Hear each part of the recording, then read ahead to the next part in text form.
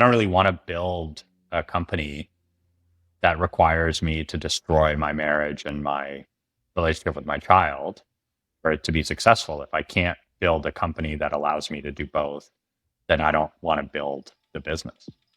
Welcome to Climate Papa. This is a show about climate change, technology, and parenthood.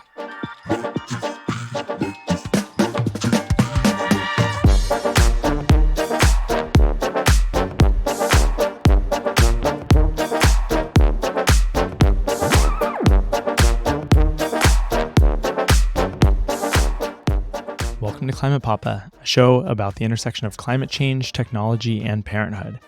And I'm Ben Idelson. I'm based in Seattle, and I invest in product-led climate companies. And I'm a papa to two kids, a 5.5-year-old girl and a 2.5-year-old boy.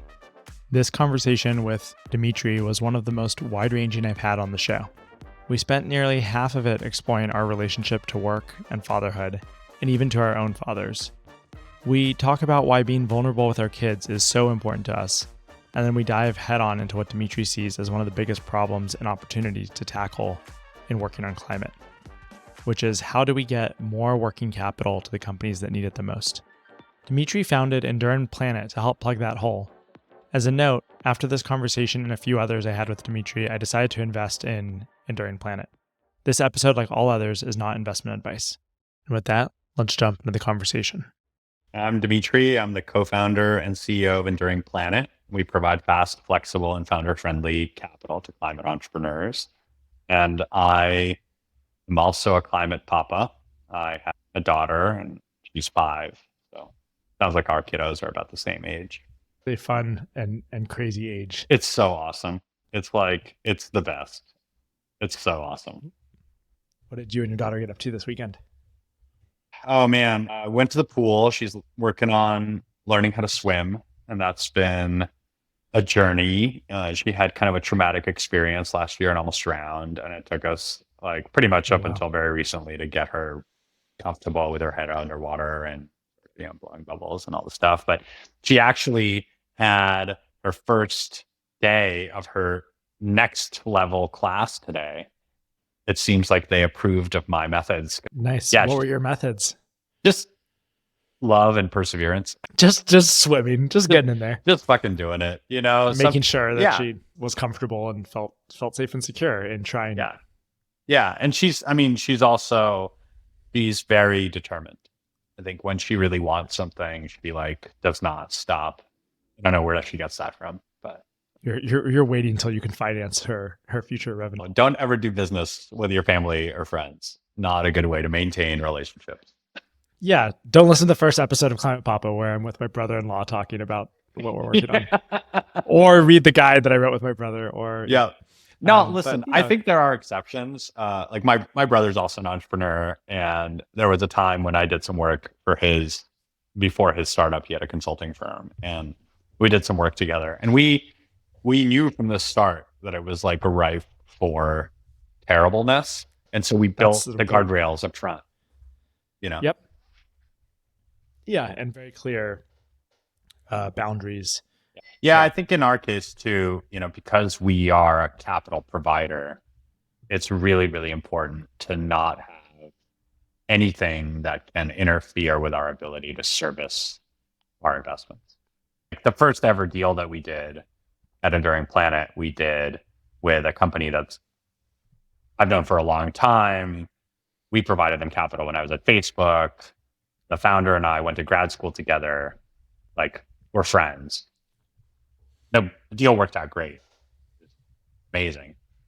But even then I was like, oh man, I had to have a conversation with him where I said, listen, if stuff goes wrong, my job's going to come first with this transaction because it has to.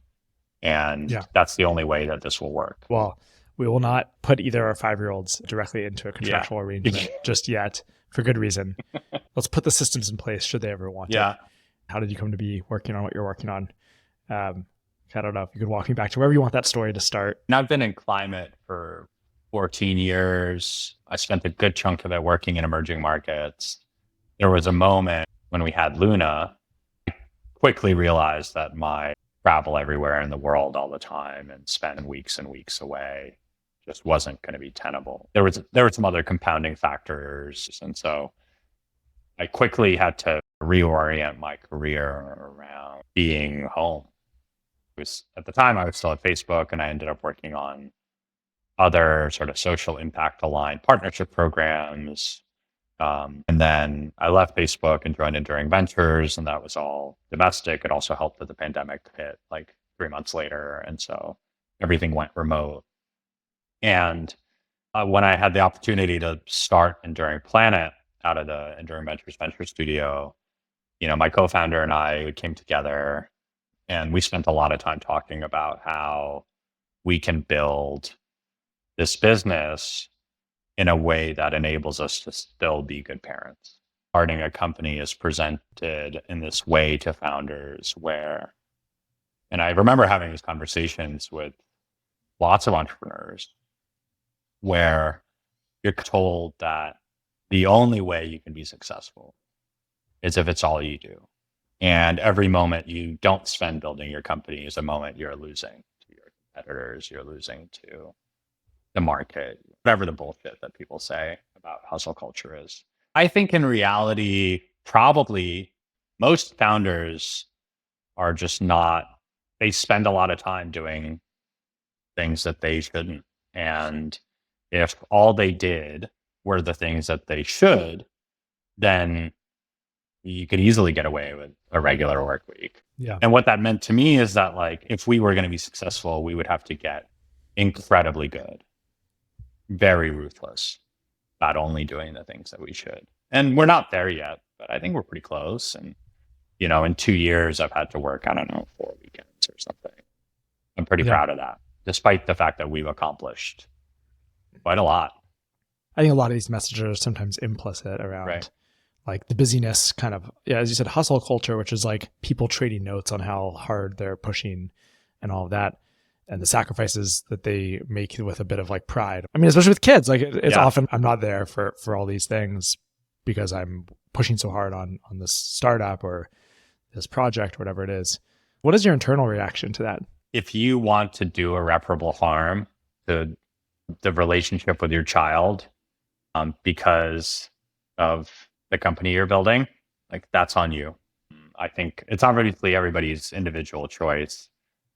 What I'll often do is I'll say, look, here's what we've accomplished in the last 2 years, working 40-hour weeks on average and not working weekends and not pulling all-nighters. And if you don't think that that's impressive, then maybe we're wrong. I don't really want to build a company that requires me to destroy my marriage and my relationship with my child for it to be successful. If I can't build a company that allows me to do both, then I don't want to build the business. I think some folks might disagree with that perspective, but I also think that for you to be an effective entrepreneur, you need to be happy at home because that's where you spend the rest of your time. And if your kid and wife hate you for never being around and for being a stressed out asshole because all you do is work, then you're going to be a worse entrepreneur, you're going to be a worse leader. And you're also not going to be able to relate to your team when they want to balance their life. And that's going to erode your relationship. One of the things that was really interesting about working at Facebook is that despite the fact that people hustle like crazy there, a lot of teams were very successful at building work-life balance, but it wasn't consistent, Yeah. And different teams have different subcultures and right. often depending on the leader and what their perspective is and how much empathy they have. Right. But the lesson for me was that teams that had better culture were not behind or worse performers. In fact, they were sometimes the best performers, despite the fact that they didn't complain about working 80-hour weeks all the time. And their people took the full 4 months of paternity leave and they took the full month of recharge leave. I think for me, that was really a good starting point where I was like, okay, well, it's not a natural experiment per se, but it's pretty close. How do you deal with, there's the hours and the schedule, which become this really visceral tracker of these things. And I agree wholeheartedly with you. And if I look back, except for some moments, like even at Stripe when it was at its most intense, I was generally able to contain the hours with strong boundaries. Of our little one was born at the time.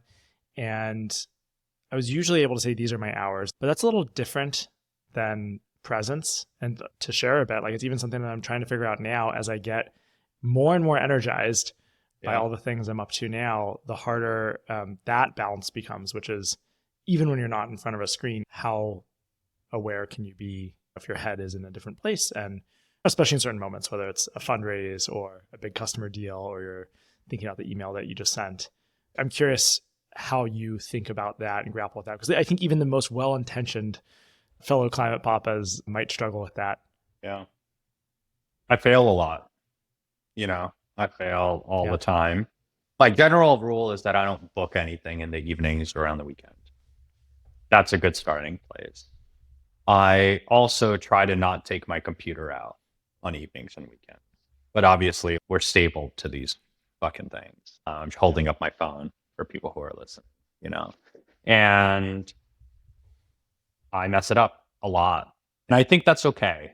I think what's important, though, is to communicate that you are messing up with your kid and to say, hey, actually, this isn't okay. And I'm sorry that I'm on my phone at breakfast, or I'm sorry that while you want to, like this happened this morning. And she was like, well, let's do a puzzle together. And I was like, sure.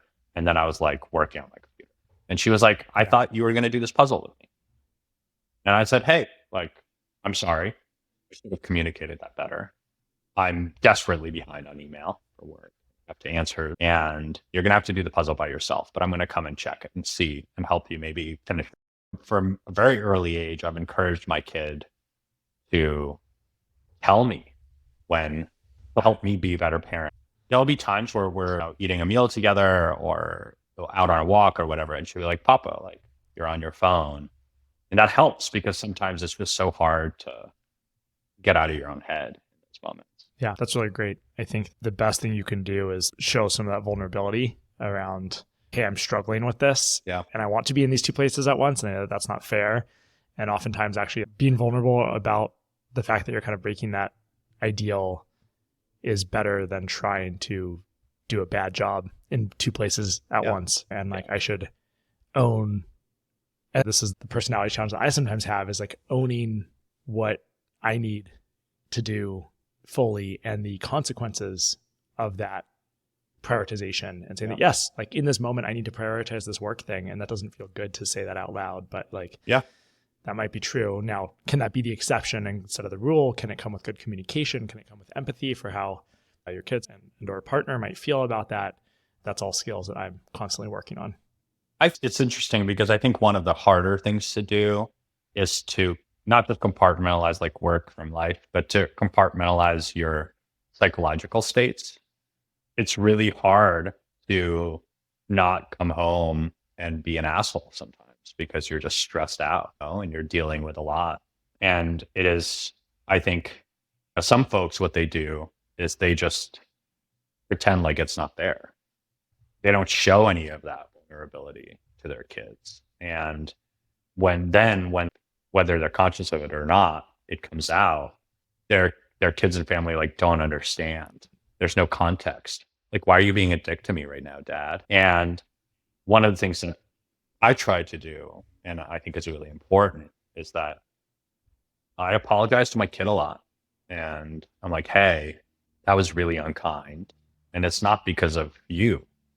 It's because I'm like having a hard time at work. And when I get stressed out, I'm more negative and more critical and less receptive. And I don't want you to feel like you can't push back on me, because I want you to feel safe to argue and disagree.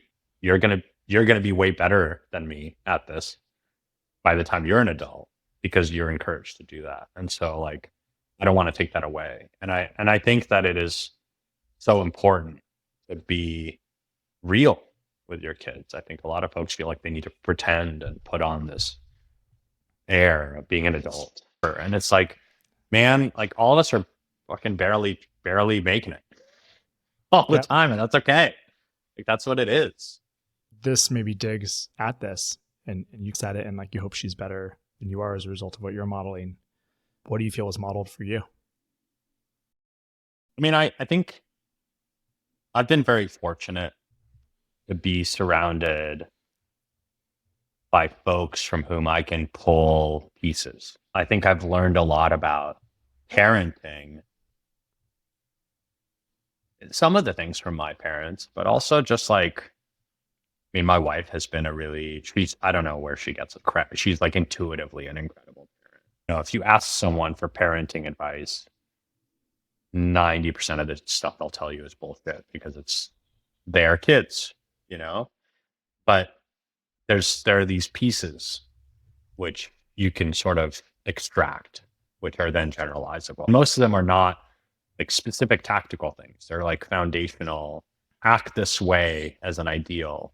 And then if you use this as like a set of values, you can then be a better parent. And it's like the first principles, like laws of physics. Like yeah. if you accept these, you can derive a lot of other good things. That's right. Yeah. And I think that's actually really, really hard. I think it is being kind always. Very hard. Really hard. And like sometimes you just want your kid to do something and you're like, I need you to do this thing. But the kind response is not telling them to do it. Yep. And it's in those moments, it's when it's difficult, you know? Yeah.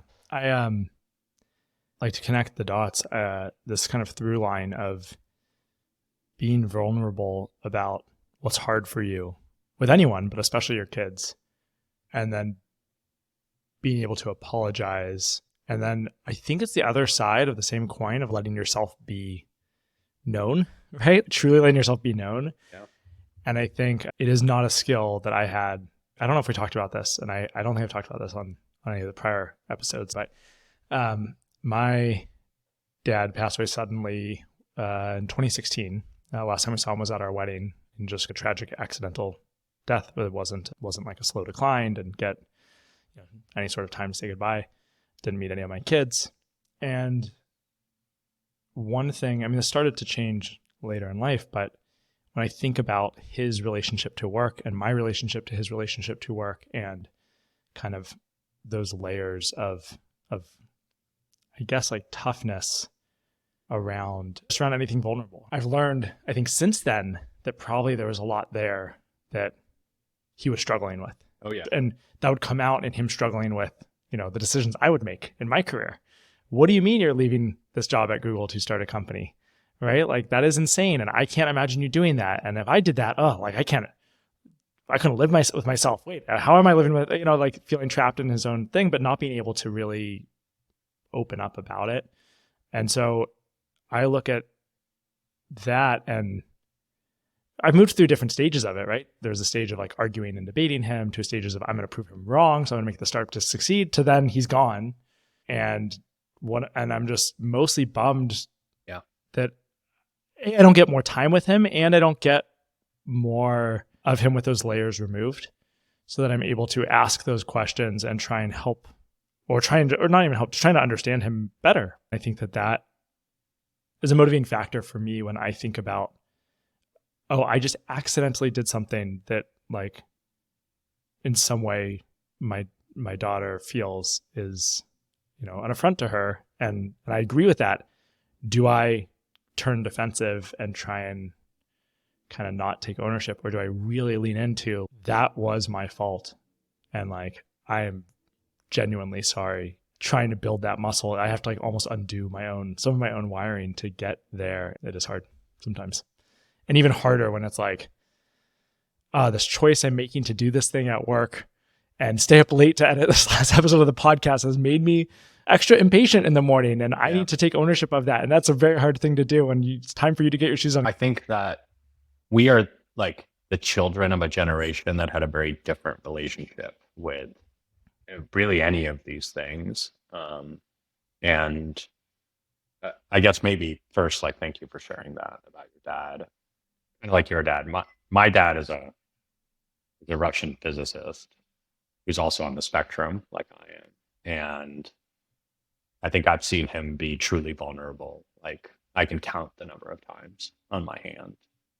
I think it is so important that knowing what we know now about what's good for kids, about what makes them good people, that we don't bring that bullshit with us. There was a time when it was believed to be the right way to parent, and it's not. And we can do better. And I think it makes us better leaders too. I've had now many times conversations with folks who worked for me and with me who have been like, you're like the only person I've ever engaged with who owns failure this way, who talks about vulnerability this way, who is like emotionally open. And it means a lot. And I've had people tell me like, hey, like you shouldn't talk about this stuff, or you're being too transparent or whatever. And they've always been wrong. It always feels very vindicating.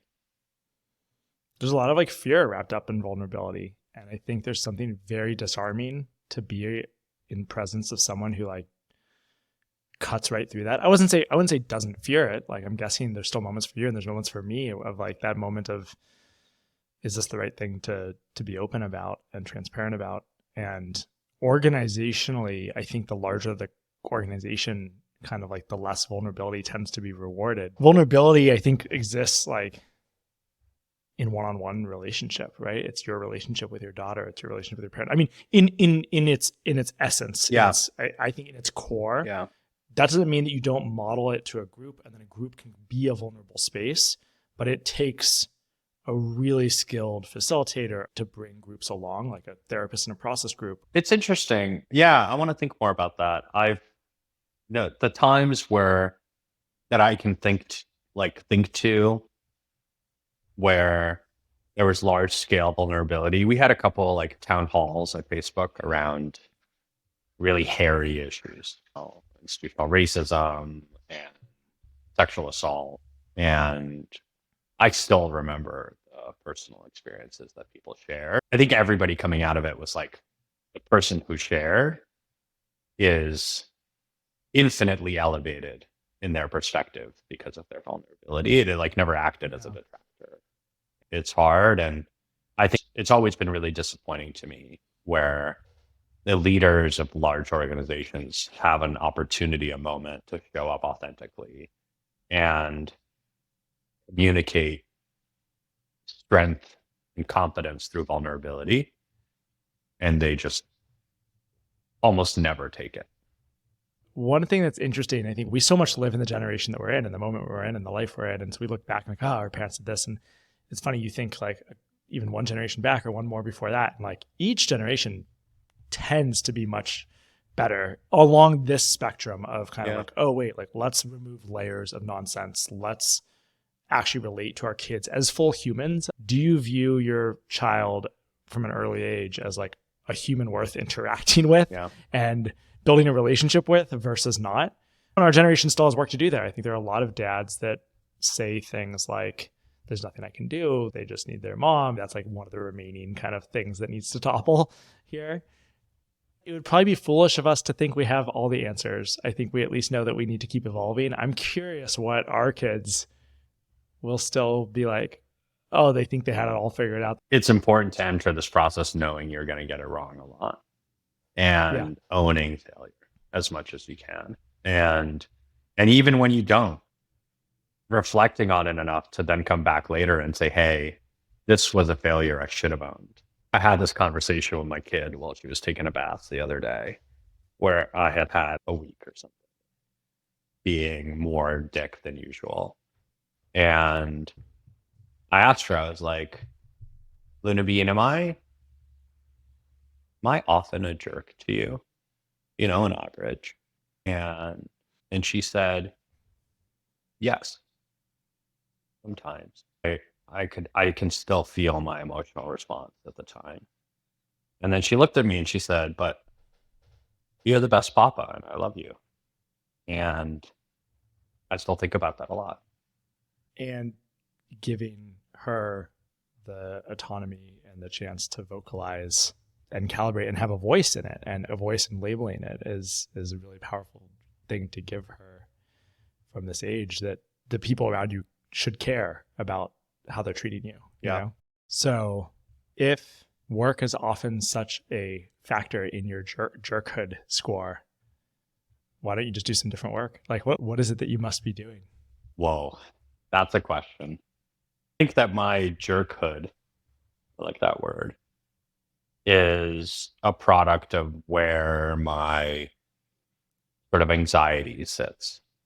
And, I have general anxiety disorder, but I'm also on the spectrum. And so there are certain things about like life that make my anxiety worse. The last 6 months or so are unique, right? Like we have one of the worst fundraising environments in the history of, I think, the last like 3 decades of startups. We have a lot of other factors that have sort of relevance for our business. But also like building a company is just hard. And I think I've been slipping a little bit in like how I manage and maintain my mental health in the last 6 months. I've made a really focused effort in the last probably month or two to like get that back on track. I started climbing again. I think the question is like, well, what would I be like in an alternative universe? And would there be as much jerkdom as in this context? The alternative is like going to have a regular job, and then I have to report to someone. At Facebook, there was this consistent adage of disagree and commit. If you didn't agree with the direction a team was going, suck it up. And I hate that shit. I like hate it with a passion, and it created other issues for me. For me, like building something myself with a team that I co-create with, that's the best case scenario. And then the question is, how do I find ways to reduce the anxiety? The unfortunate reality with things like anxiety is that they're self-reinforcing. The more anxious you are, the more negatively you view the world, the more anxiety. And sometimes you just need to reset, and you just need to like sit with it for a minute. And it's funny because one of the things that has always helped me reset is sending out our regular updates to people. Because wait, let me just pause there for a second. You're saying like this is your investor updates? Yeah. Okay. You're saying that the thing that helps you reset your anxiety is sending out like your monthly investor update? Yeah. Okay, now continue. Yeah. Now continue on. Yeah. And I'll tell you why. Because I think oftentimes entrepreneurs are their own worst critics. They see everything that's wrong at all times. They see everything. They also have these weird, asymmetric information situations where like all their peers, everybody else, all they put out into the world is the positive. And that's all you see about them, even though their shit is all falling apart too. And on your end, all you see is the negative, because that's what you have to focus on day to day is problem solving. And so you're constantly in this universe where you're like, oh my God, imposter syndrome. And we used to do them monthly. Now we do them quarterly, which I like, weirdly, I now regret, because what always happens is I write it and I send it. And then like a dozen people reach out and they're like, holy shit. You're doing great. And in that moment, I can be like, dude, like, get some perspective. Yeah. Pull your head out of the whatever space you're in. And last week we sent out our quarterly update and people were like, holy shit. Yeah. And I was like, okay, cool. Yeah. I've even seen some Twitter threads on this recently about like people's decision whether or not to have kids, not from the climate perspective, which is its own interesting discussion, but from the perspective of like their life and their happiness.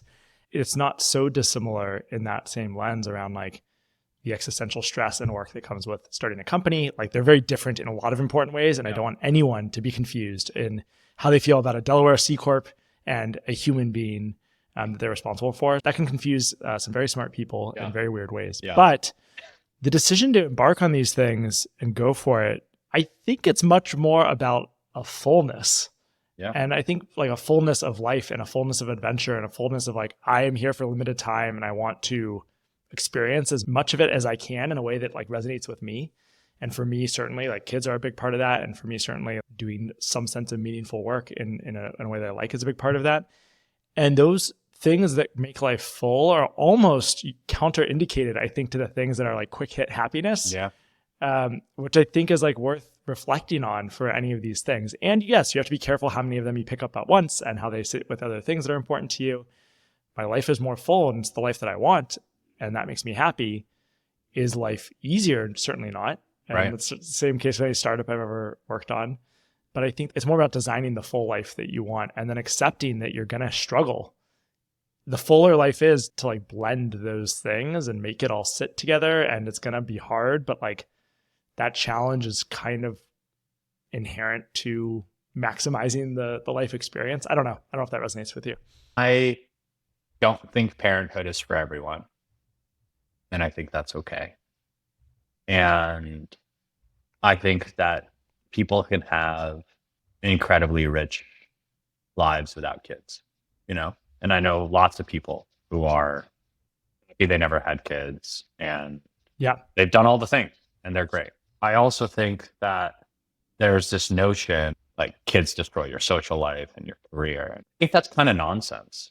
You're an adult and you get to choose how those things are shaped and what kind of parent you are, what kind of life you lead. And sometimes stuff happens that you can't expect. But that can also happen without kids. I would say I went into parenthood with an incredible amount of naivete, despite the fact that I had been like a pretty active uncle with my niece and nephew. I had a sense, but there is nothing like it. Since I've had a kid, the amplitude of the highs has just gone up, but the amplitude of the low hasn't. Maybe the frequency, maybe to your point, life has been harder, but like people find ways to make their life hard without kids, Yes. And we've been really fortunate. Like our kid is relatively easy and she's like super full of joy. I know a lot of folks who have very different kids and that's okay too. But none of them are as great as your kid. Well, obviously, right? Obviously. There's just nothing like it. And for me, that was true literally from the moment she entered this world. We had a home birth with a midwife in Alameda, and I can remember every second of it. And yeah, it was incredible. I think we've done justice to parenthood and relationship to work. Yeah. We've talked very little about climate. That's right. You've been working on climate related things for a while. I effectively studied climate in undergrad. I did natural resource management and applied ecology, and I joined the Peace Corps out of college and worked on climate related stuff. So I worked on sustainable coffee production and resilience. I worked on clean cooking. I worked on home electrification through renewables, all in Honduras. And I think then I figured out that the thing I was most passionate about was not like protecting the environment, but it was like, how do we get people to survive this thing that's coming? There's probably a lot of biologists and other people who disagree with me, but I think on a planetary time scale, like the planet's going to be fine. We could nuke this place into nothing and life would survive and come back. And in 1 billion years or 100 million years or whatever, like it would all be here. We just wouldn't be. It's such a like anthropomorphic framing to be like, if humans are gone, then the world is gone. It's like, well, what does that even mean? I like Neil deGrasse Tyson's Astrophysics for People in a Hurry. If you want some perspective, just spend some time studying anything in physics and you'll get some perspective that's just like kind of human. I guess I'd just call it like human agnostic perspective. That's just like, no, this is the way things work. We're just a small part of a small part of a small part for a tiny second of the story. And that doesn't mean it doesn't have big impacts on other pieces that are alongside the ride with us. Yeah. I think it's like kind of our own God syndrome to be like, the world is us, and it's not. Yeah. But I do have a nice feeling towards other people, my family, my children, but also all people alive right now, and a kinship to them. And I like the animals around us now, and I like the plants that are around us now. Generally, this way of life that we now get to experience is generally pretty amazing for some of us. I want more people to have the way of life that I have and access to the things that I have. And all of that does lean towards creating a terrible climate situation. Interesting. I inhabit a really weird place, like philosophically. Bring me there. Well, on the one hand, I am in my personal life like a pretty strong anti-capitalist. I think in a perfect world, if we actually if we cared at all about people, then we would tear the entire system down and start from scratch. But we don't care about people, we care about money. And so we don't do that. And I also think, like, on realistic terms, the dismantling of capitalism is not going to happen overnight unless there's some catastrophic event that forces it. There's actually like a really beautiful, it's called the Monk and Robot series. And it takes place in this future where there's a moment where like machines grow sentient, and rather than like destroying the planet or killing humanity or whatever, they're like, listen, we're done with this like we serve you thing. We're going to go and you guys do your own thing, and we're just going to live apart, and we're going to like basically share this space. And humans in response are like, whoa, we've like really fucked it up. Why don't we do better? And it's this like optimistic kind of like, sci-fi. yeah, it's like a very utopian without all the like weird, it's really beautiful to read. But in reality, the collapse of our climate, we don't have time to like spend the next 50 years dismantling capitalism, right? And so then the question is, okay, well, in this economic system, how do we affect change while also improving equality? And that's both domestically between sort of marginalized communities in the US and the broader population and the 1%, or whoever you want to sort of group. But it's also looking at developing countries where nearly 1 billion people still don't have electricity. And I think that there's this false notion that has been perpetuated, even in our circles, where like that the development of some of these places has to come at the cost of the climate. And we are at a place technologically where that is no longer true, where clean energy technologies are cost competitive on a unit economic basis, where you don't have to build coal plants in sub-Saharan Africa or fuel oil plants or whatever to support development. It's just we keep choosing to. We keep doing that. That's on us. It's a choice. It's just like it is a choice for us to emit 100 times X here in the US, despite the fact that like we don't need to. And so I think it's really important for folks who work in climate to find a way to balance notions of social equity with climate progress. Because if you don't, you're going to alienate people who are really critical to the process. And you're also just like, you kind of end up in the asshole camp. Like, to put a finer point on it, as we know, the heat waves are going to be most drastic closer to the equator. And those are places where AC is the least distributed. And like, you're literally saying people should bake in the heat potentially to death, or at least to critical health impacts, because you want to hold a kind of purity standard. And that seems morally unacceptable. I get the sense that people that have some of the best perspective on this are actually folks like Gates, where, because he comes almost from developing world public health crises, then into climate, and has a techno-optimist view. We can't slow down public health benefit. Like, that's actually the P0. Yeah. Climate is in a way like one of the kind of issues leading that, and viewing those holistically. To your broader point of, yes, we need to rethink the whole system, and we don't really have time to wait. So we must use the current system. There's a lot of ways with which we can use the current system and push it faster to do the right things, or constrain it, or regulate it, or incentivize it, which we've done all the time, right? People lose sight of the historical record on doing this. I mean, there's this like very classic myopia that exists in our society around the free market. There's this like incredibly false notion that like, oh, the reason we got here Like Silicon Valley couldn't exist in a regulated environment. Right? No, look at all this innovation. But people will often point to these individuals. If I ever hear somebody like point to Tesla as any kind of example of like, look at what capitalism can do, I'm like, I'm sorry, but Tesla would not exist today if it weren't because of the US government. Just would not. Yeah. Neither would most of these fucking companies, right?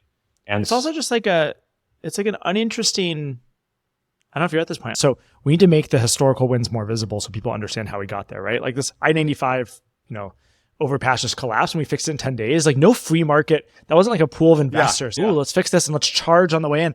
Like, no, the government like undid a bunch of rules, fixed it and moved on. And everyone's championing it as if like that's infrastructure.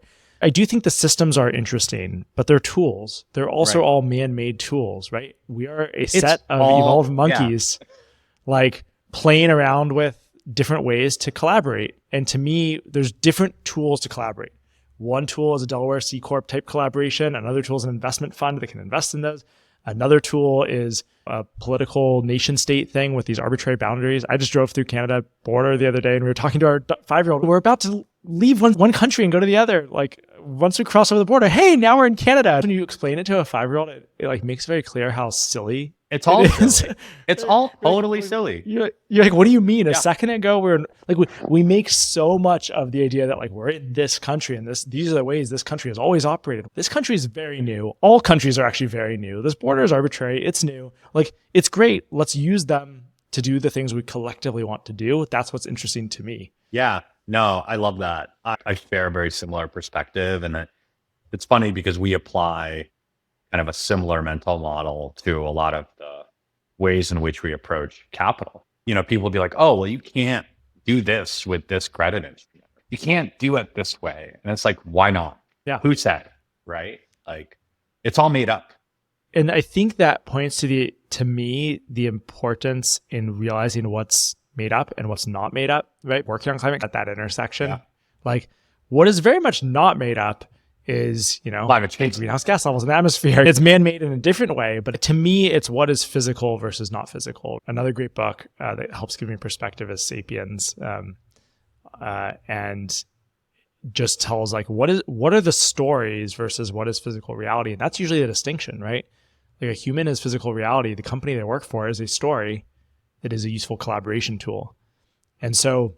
I think like with that, maybe we should talk a little about Enduring Planet and what part of it is made up versus not made up, because you're sitting at the deployment of one story into another story in order to do something presumably physical, I hope, with the planet. What we are trying to do is fill this incredibly large void that the capital markets have maintained in supporting climate innovation and deployment.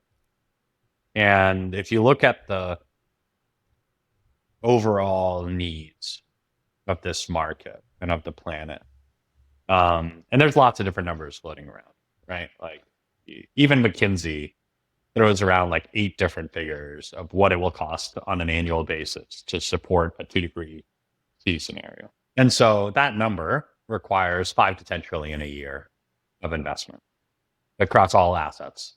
Large government efforts, corporate investment, you name it. And within that, there's a bucket between, I would say, probably at the higher end of this, between $500 billion and $1 trillion a year of credit. Like maybe $250 billion flowed into the space, generally at very large, late stages. We're like nowhere near. These are very big numbers. We're like nowhere near place that we need to be. And from my experience in other markets, the way that you get more capital to flow is that you have specialized intermediaries who focus on a space, actually spend time in it, actually see the kind of capital problems that companies in the space have, create specialized products to serve those things, and then over time, they either get acquired or they get really big. But in parallel, everybody else gets wise and they're like, holy shit, we should be doing that. And all of a sudden, a little company that was doing crowdfunding for household solar is now moving $3 to $5 billion a year And everybody does resi solar financing the same. And that's kind of what happened with like Mosaic and similar players, right? In the like residential home solar financing ecosystem. We started actually with a fairly vanilla instrument, revenue-based financing. But we said, well, historically, that people have only applied this to software and maybe some recurring like tech services. Why don't we go broader? Because we have the benefit of something that nobody else does, which is that within climate, there are these macro trends that create sort of correlated positive outcomes, as opposed to everywhere else where, you know, you have a recession, stuff goes down, you have rising interest rates, people stop spending money on e-commerce. Like the world's on fire. It's only going to get more on fire. People are going to only spend more money on climate. Like that has positive implications for us. To some degree, I think we're proving that out because we have a bunch of our portfolio that is not SaaS that's doing really well. Just to play it back for folks that have never like revenue-based financing, what does that mean? It means, correct me if I'm wrong, it's a really simple version of this. A business comes to you and wants Money. credit Yep. and money. They want money in order to expand. Yep. They want a loan Yep. in order to expand. Classic business problem. Yep. And that's better for a bunch of reasons than perhaps raising, capital as equity from venture. If you can. Or if you can. Or other options like going to the bank who's maybe not going to understand your business. Right. So they come to you, they say, we want some capital. We'll take a loan. What will you give us? And what makes it revenue based is you're underwriting that based on current, past, and projected future revenue. And repayment is tied to that revenue. So rather than a traditional loan where they pay the same amount every month, whether they do good or bad, in our case, there is a minimum floor, but there's a lot of variability and flexibility built into the model. And it's also generally, depends on the lender, but in our case, it's an unsecured credit instrument. So we're not forcing them to put up their personal assets, guarantee the loan. They're not, collateral requirements. And what that means is that we can also offer capital to a much broader community of folks, because oftentimes there's a reason why most of the money flows to rich white men. And that's because they often can't meet some of these requirements. They either don't have the personal wealth, maybe their business doesn't have collateral, maybe it's not structured in a way to support collateral, maybe it doesn't have 3 years of profitability and perfect financial statements. Like there's a lot of these barriers to participation. And I think that in a universe where we need everyone, we need all hands on deck. We can't just be funding the white guys to build solutions. That's not going to work. And in our case, over like 90% of our portfolio meets one of our 3 diversity, equity, and inclusion criteria. And we can get into what that means, but we're pretty proud of that. So that's what we did with RBF. And then we have a second product now where we're like lending against, it's also a loan. But in this case, we're basically providing the capital that folks need to execute on state or federal grants. Okay. For folks who don't know how those work, like, why do people need money to get a grant? Well, in most cases, state or federal grant funding for research and development or commercialization of new technology and climate, of which there's 20 billion a year in the US alone. Most of that is done on a trailing or reimbursement basis. You have to do the work, show that you did the work, and then you get paid. And if you ever run a business before, pretty fucking hard to do the work if you don't have any capital yourself. And so what companies are often forced to do, you're a pre-seed startup and all of a sudden you win a $2 million DOE grant. Well, hey, you're going to go raise a round. Except you're raising a round to basically borrow money for like 3 months. But it's the most expensive money you'll ever raise. And all of these investors are getting the benefit of the government funding your business. Some capital is safe. Some capital is designed for very unsafe. So it's a very like there's a weird gap there. We offer founders an alternative, and we basically bridge them to that receivable from the government. And then all of a sudden they don't have to dilute themselves 20% just to execute on a DOE grant. So I'd consider this we just did kind of the man-made story land of it, which is like, we've made a bunch of stories, including currency and capital and investors and the government, and they've all played together. And there's this gap in the story around this sort of credit that should apply to these businesses. What are these businesses actually doing? Oh man, what are they not doing? And we actually publish case studies on most of our deals, so folks can go and read about the companies that we back. But We have done deals with companies that are making like frontier low emission materials. One of the latest grand advance deals we did was a company called Pavilion, and they make like these fabric plus solar products. So shades, tents, Cool. canopies, and they have a really big project with the Department of Defense to decarbonize deployments, basically. And they have this like robotic tent. It's wild, totally wild. Wow. We're investors in Climate Base. Okay? Climate Base is like the largest jobs platform in climate. They're doing wildly well. It's bonkers. We're also investors in another jobs play in climate, but it's a recruiting firm that focuses on technical recruiting climate people. We are investors in a solid state heat pump company. We're investors in a waste management, circular economy, like recycling robotics company.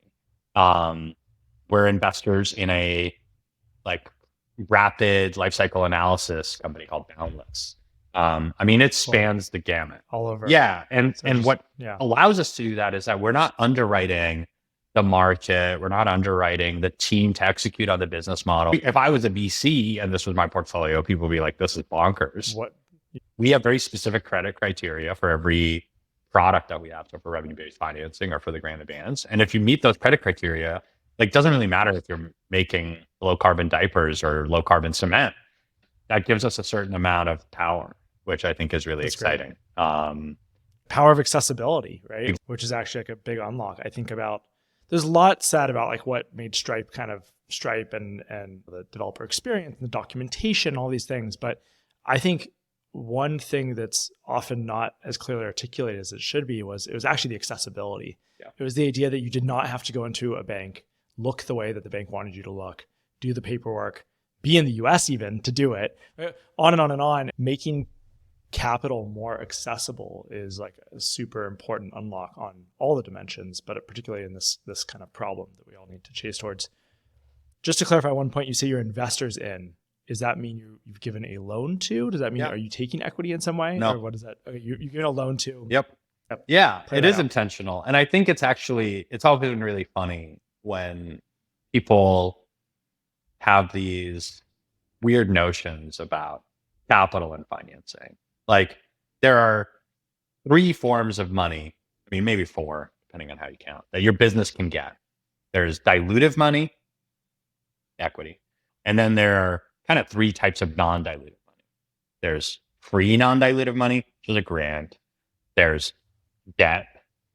And then there's like results-based payments. So the tax incentives, tax credits, things that happen sort of upon. Well, the fifth one would be revenue. Well, okay, sure. That's the best one. But it's all money. And I like to position equity investors as being like higher.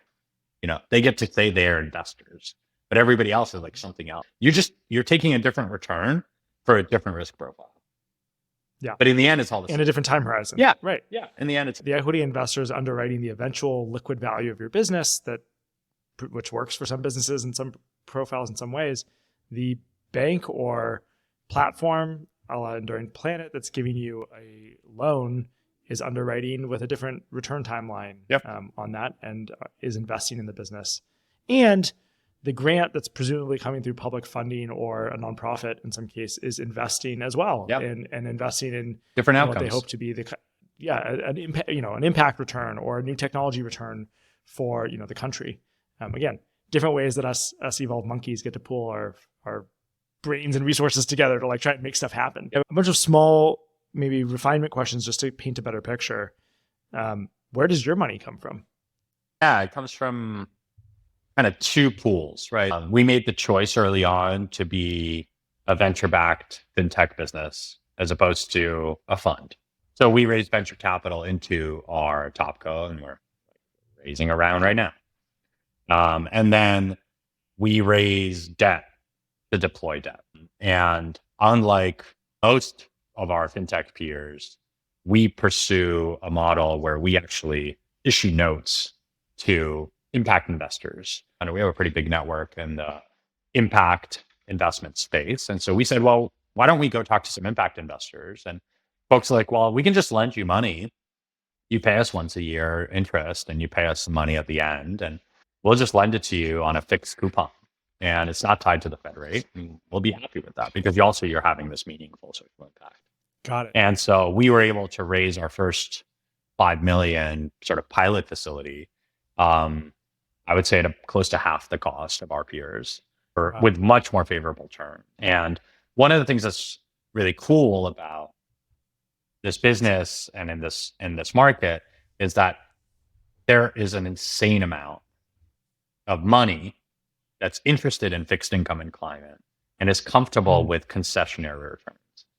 And so you can raise money below what the market would price your perceived risk at because of the social value that you're creating. Over time, as you get more data, you can then better align perceived and real risk.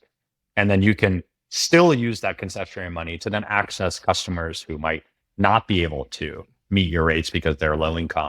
And so we have this like long-term view over how we build our capital strategy so that we could continue to serve entrepreneurs, more entrepreneurs, more diverse entrepreneurs, continuously expanding our sort of addressable with that catalytic money.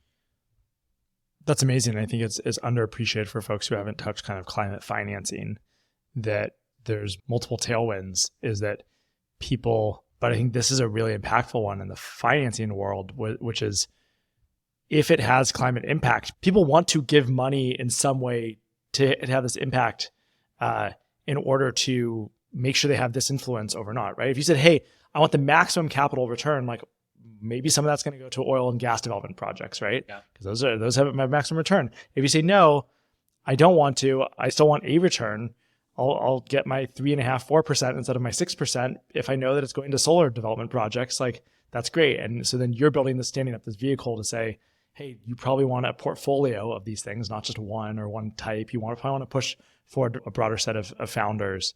That's really cool and really interesting use of that and tying into a good way to compete. Access to capital, unique capital, is an interesting value add. There's often discussion of how scalable is this model. And I think that in the long term, if we're successful, when we're very large, catalytic money plays a much smaller role. The lead up to that, the impact of it is often underappreciated, because if we were trying to do right now what we do, but with capital at the race that like fintech lending facility operators have offered us, our customers would be paying, I don't know, a quarter more, dramatically more. And so that means that A, we can't serve the same community, and B, the community that we serve feels like we're more extractive. And C, they're doing less of the work that we want them to do, right? Exactly. Which is the whole point, right? You want, I don't know, someone to be developing these solar panels built into tents, and like, is more of that money that's funding that going to a bank, or is it going to build the tents? Like, I want more of it to go to the tents. It's so frustrating to me how little we talk about speed and like, is it okay that a deal takes 6 or 9 months to do? No. And that's why we do deals in 30 days. And eventually I want to do deals in 48 hours because we don't have fucking time to wait. You know, I talk to VCs in climate who are like, yeah, our process right now is 3 to 6 months. And I'm like, that's unacceptable. It's unacceptable. Yeah. Really, at any stage, it's unacceptable. If you're a pre-seed investor and you're taking that long to make a decision, you're full of shit. There's not even enough, there's no information for the business to assess. It's just you wasting time. You know, banks right now are taking up to 9 months to approve a credit line. Like, we don't have 9 months.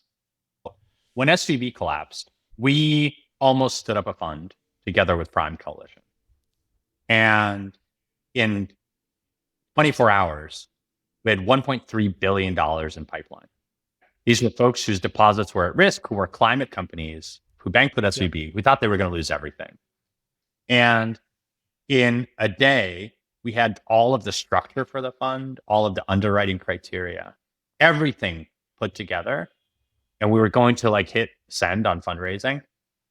the next day, and then the FDIC stepped in and protected deposits. Like, it wasn't that hard. There's like three or four of us who did it. That moment made me realize that like a lot of this stuff is just artificial. It's like people think that stuff should take so long. People think that certain things are important. And like, yeah, sometimes they are. Like, there are reasons why underwriting has to cover a certain set of factors. There's a reason why the X types of capital require X types of collateral. And that's fine. But what that doesn't mean is that like, oh, that's all we have. Just get fucking creative. Like, think outside the box for 1 minute, and maybe we can all make it out of this alive. Yeah. It hits on this theme that has come up in a few of my conversations, which is just like how reactive we are. And I think that speed is inherent to us when we are reacting, and then otherwise we go slow, especially back to like anything collaborative. And this is this massive collaboration problem. It's interesting that the most forward-thinking climate bill that we have is actually like in reaction to inflation in its name and in its political framing. And that's because we had this, oh my God, emergency around inflation, which like, yeah, it is an economic emergency. But that like, that's where we were able to bucket the tools for progress on climate, which like is this slow boil popping emergency. Yeah, I also think that just oftentimes folks have kind of accepted the status quo as like a given, and then they're operating in these kind of margin areas. And I think like even within climate, some of the people who have the most urgency then go on to make really weird choices, like setting a gigaton threshold for your climate venture fund, which to me is really fascinating because they're often on like 2050 timelines, and people are investing in like the most frontier technology, and like it's incredibly uncertain, and it won't even be commercial for another 20 years. The reason that you're constrained from being able to invest in folks like me who are growing, 6x year over year is because you made a choice to tell your LPs that like, hey, you were committing to report to them this like also totally fake numbers around some potential for emission reduction 20 years out, which are based on some model that somebody built in a weekend for their fundraise. Like, on the other hand, I totally understand people are trying to target the highest impact opportunities. They're trying to allocate limited capital, but very few climate VCs understand the time value of carbon. It's an incredible time value of all these different emissions, and the fact that we, are smoking 20 packs a day, and we need to go to 0 as quickly as we can. And if we can go down to 10 next week, we need to, and we should. And if there's a way to put $1 in and cut some of those packs of cigarettes down now, I love this analogy. Yeah, I love this analogy. Yeah, I stole it from the Drawdown executive director. It's so good. It's so good. And these VCs are like, yeah, we care that we're smoking 20 packs a day, but we're going to invent a cure for cancer 15 years from now, rather than quit. I think it's about finding. I'm happy that exists because we need those tools also. Agreed. I'm happy you exist because there's capital that you're providing to folks where like venture is not the right dilutive capital, or just not the right model for expanding or applying it and getting a grant. I think it's a question of what the market gravitates to. If we had 10% of climate VCs making frontier tech bets, that would make sense to me. There's also this really interesting, we're not going to do software in climate because it's not impactful enough. And I'm like, what do you think is going to manage our grid? What do you think is going to manage, how electric vehicles operate? Like, how are millions of households going to find a contractor or finance the project to install the heat pumps? It's just really fascinating. I think like how these things come together and what people focus on and where people end up with even the most catalytic money. Who really needs cash today is building performance and clean energy contractors in the US. Like, they can't even deploy the tech that already exists because they don't have any money because banks won't lend to them. And like, where the fuck are all of you? I have a hard time with any kind of broad stroke analysis of any particular segment because I think that it's often about a misapplication of tool, or a misassessment of tool that's leading to that like issue. It's almost like back to a communication problem.